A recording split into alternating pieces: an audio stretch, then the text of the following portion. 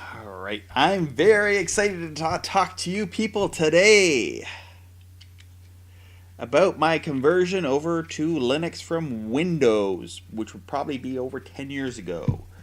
A friend of mine, the pastor at the church I was going to, was setting up a phone system, and he was asking if I'd be interested in helping set it up, and it ran it on Ubuntu, and I'd never heard of Ubuntu before. So he got me a live desk and showed me how to use it. And I was always kind of interested. I heard about Linux before, but I never actually, where do how do you go about getting it on your system? They don't sell it in stores. Well, most stores. There is stores out there that does sell Linux. But I would say that I've saved probably thousands of dollars over the last decade using Linux because I haven't had to buy virus software. Like, that was one thing. Back in 2006, I was spending $100 a year for an antivirus package. Give it now. Microsoft has Microsoft Security Essentials, and but that was one thing I was paying for. Then every couple of years, you have to buy a new operating system. With Linux, you just download the new operating system, and it's free. After, I think every 6 months there's a new version out, something like that. And I tend to, some computers that I've run Linux on, I keep it for 2 years before I feel like, okay, it's time to reinstall. And then that's why I've had laptops that have lasted me 10 years. So yeah, it's a good way to save money using Linux. Now, it's time consuming. I'll be honest with you. There's a learning curve to it. I probably spent a lot of time on Google. With Linux, you're going to need to be able to use Google and even watch YouTube videos, tutorials. One thing about when I did do that, I was scared to wipe my Windows out because I was a Windows XP user. So what I ended up doing is I bought a second hard drive, which is always a good thing to do. Second hard drive is not that expensive, and just installed that. And I look at that as like it's how I explain that is if you can install it on a separate hard drive, it's like having a video game cartridge that one might have one game on it and another might have another.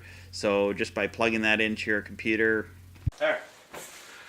So one thing I did when I first was converting from Windows XP to Linux, I went to the computer store and they built this lovely switch for me for they did $20. I guess they were enthusiastic to get me into using Linux. So I had to go get the switch at the source, but they were very kind. They built this switch. So what the switch would do is it would switch. Don't do that. It wasn't meant to do this while the computer is running, but when the computer is off, before I turned the computer on, I had two hard drives in here, and I could switch either if I wanted to use Linux or if I wanted to use Windows XP. Now, I know there's a bootloader, and it's just simple enough just to use your bootloader. But back in those days, I still wanted to save my Windows XP drive, and it was quite full. And I thought, well, I'll just go out and buy another hard drive, put Linux on it, and if I didn't like it, I'd go back to Windows. But I ended up going to the role of just dual booting for a bunch of years, and then eventually just not even bothering with Windows and just going straight to Linux and not even really using Windows hardly ever at all. So if I could just turn my desktop around. So the switch itself is just basically, here's hard drive 1 and hard drive 2. I don't even think one's plugged in right now, but is that plugged into the wire? I might not even have it wired up for that purpose at this time, but I would just plug the main power source and would just switch between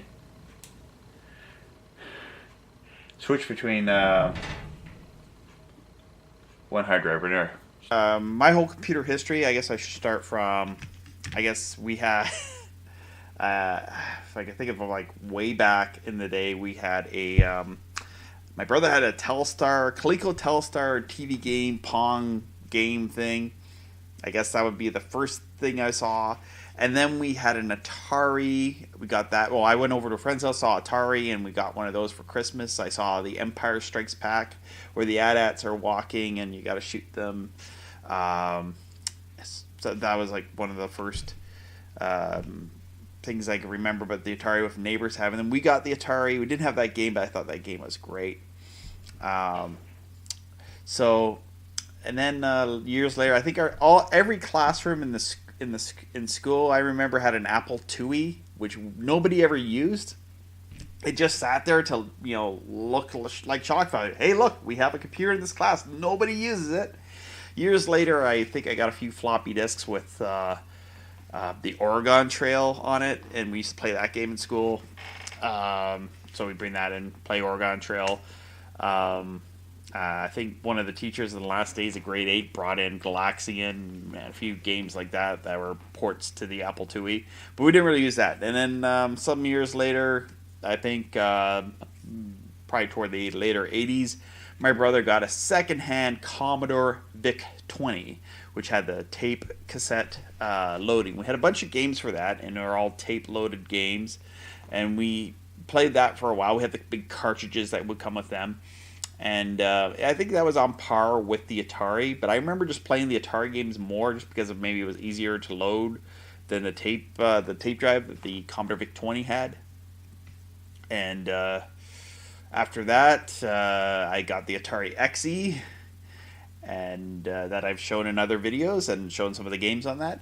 And then years later, I got a Commodore 64. This is probably getting toward the early 90s. It was a secondhand Commodore 64 that I got with my strawberry picking money from picking strawberries one summer. So I got a secondhand Commodore 64 for probably $100 and something with a bunch of discs. And the one thing I remember about it is one disc was a terminal disc. So I went to the Kmart. They still had Kmart in Canada, and they had the 1200 baud Commodore modem. So I plugged that. It was like a video game cartridge with a telephone jack in it. So I plugged that into the computer, and I tried to connect to Quantum Link, and Quantum Link didn't work anymore. It was no longer available in Canada. I think it became America Online by that time. So anyway, eventually, I think I sat on the modem for a while, but eventually a friend from school who was more knowledgeable on this stuff than me had a list of all the BBSs for the Ottawa area.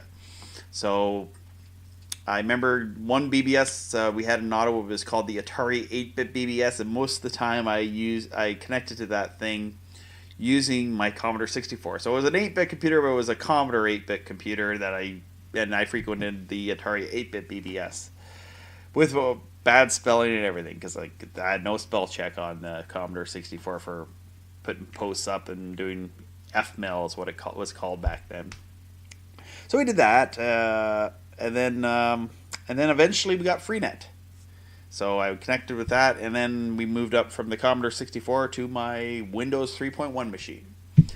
And so we used 3.1 for a while. I remember having to put a 28K modem in it. It came with not a 1200 baud modem, but a slow modem. It wasn't fast enough to connect to the internet with. It was fast enough to connect to bulletin board systems, because back in the early 90s, bulletin board systems were still, people were using them. But once the internet, Freenet and the internet started picking up, I just don't remember ever looking back toward BBSs. It was just all online, and that's what we used.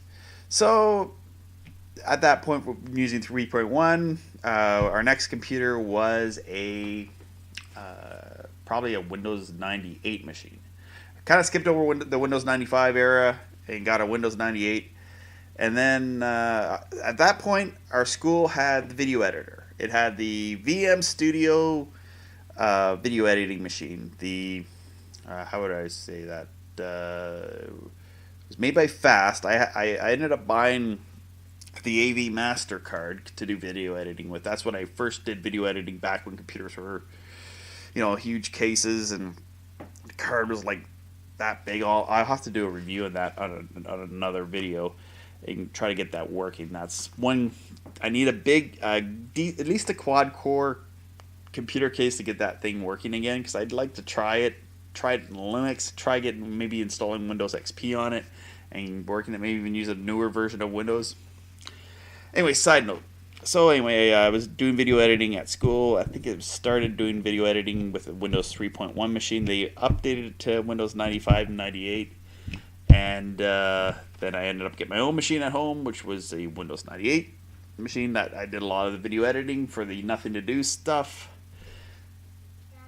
So thank you for watching. I'm always happy to tell people and try to convert people to Linux. Please like my videos, subscribe, and comment. Do you have a Linux experience? Tag this video. You know what your experience, how you converted to Linux. I'd like to hear your stories about how you got converted. Maybe was it a friend that told you about it, or was it you stumbled upon it on the internet? It's kind of interesting to find out how people found out about it. For me, it was like somebody told me about it. A friend told me about it when about getting like Windows, and then my pastor ended up telling me about it and get me a live disk. And he burnt me a disk and gave it to me, and that's how. And I put it on my computer, and so.